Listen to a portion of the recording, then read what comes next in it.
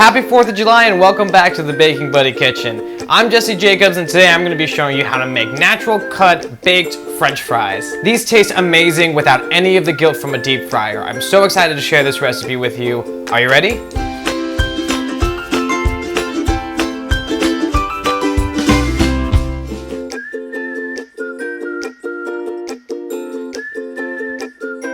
Alright guys, so we're starting with 3 washed rustic potatoes, and we're going to start slicing them up into our French fry shapes. We're making these fries to serve with our burger recipe, which you can click right over here to watch. Now to start making our French fries, we're going to cut off one of the ends of our rustic potatoes. Now we're going to cut these in half. And then we're going to do the same thing over here. I'm going to cut this half in half, making 2 quarters. You don't want to go too fast because we want an even, uniform shape so our fries cook evenly. And this is why it's good to have this little base, because anytime you're cutting, it gives you a nice sturdy thing to hold on to. Now that they're over here, we're going to again just cut them into 2 more quarters. 1, 2, and 3. Now I'm just going to do the same thing on this side. I'm going to use one of these just to get an idea of where I need to cut. We're making natural cut fries, so that's why the skin is on. If you don't like the skin, just make sure to peel them before you start chopping. And now we have our beautiful little French fry shapes. Now if they don't look perfect, that's perfectly fine. You just call them rustic fries, and that all rhymed, and no one will be able to tell the difference. Now I'm just gonna cut the rest of our potatoes the same exact way.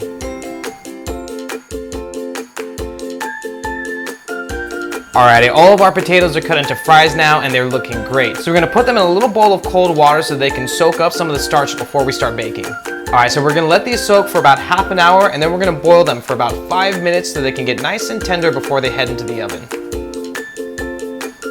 So our potatoes are out of the boiler, and that's perfect because by boiling the potatoes before we bake them, we're allowing them to get that fluffy inside and that crispy outside that you can normally only get by deep frying. But before we put these in the oven, first we have to season our oil. And to do that, we're just going to use garlic and oregano. I have some extra virgin olive oil, which we definitely encourage you to get organic if possible. And I'm just going to add my oregano right into the oil. Now I'm just going to go ahead and grate my garlic in.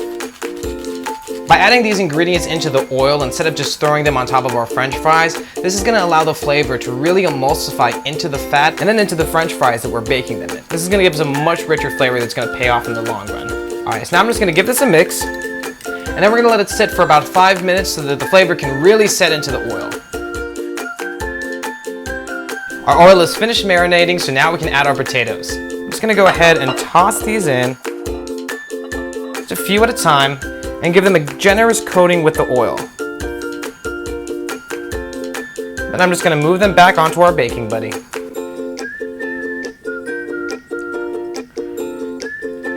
I wish you guys could smell this. It is amazing. Now that we've finished coating them in the oil, we're ready to sprinkle it with our seasoning. In the description of the video, you'll find the recipe for the seasoning, but you can always add whatever kind of seasoning you like on your fries. This is a really great way to satisfy those cravings anytime you want, really delicious cooked fries without any of the guilt. Now our fries are perfectly and evenly seasoned, so I'm just going to drizzle them with a little bit more of that oil. And they're ready for the oven.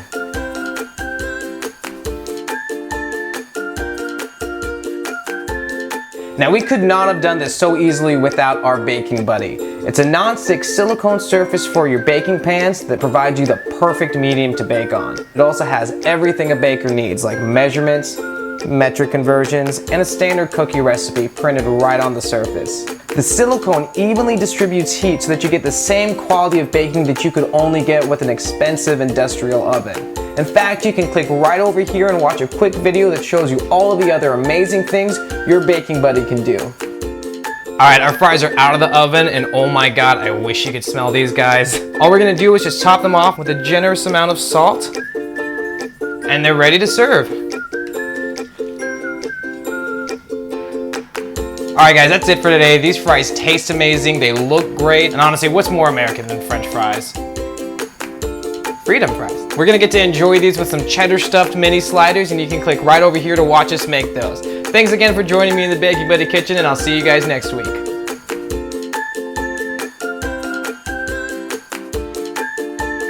Thanks again for joining me in the kitchen today. If you had as much fun as I did, make sure you hit that subscribe button so I can see you next week. Also, leave me a comment letting us know what we should bake. If we use your suggestion, we'll make sure to give you a shout out. But why stop there? Let's keep this party going. You can click on either side of me for more video recipes, or if you want to learn a little more about our Baking Buddy, you can click right below me to see a quick video that shows you how it all works. Also, you can join us on Facebook, Instagram, Twitter, and Pinterest, where you'll find more recipes, more tips, and pictures of the amazing creations that you've sent us. Remember, our community is not complete without you. Thanks again for watching, and I'll see you next week.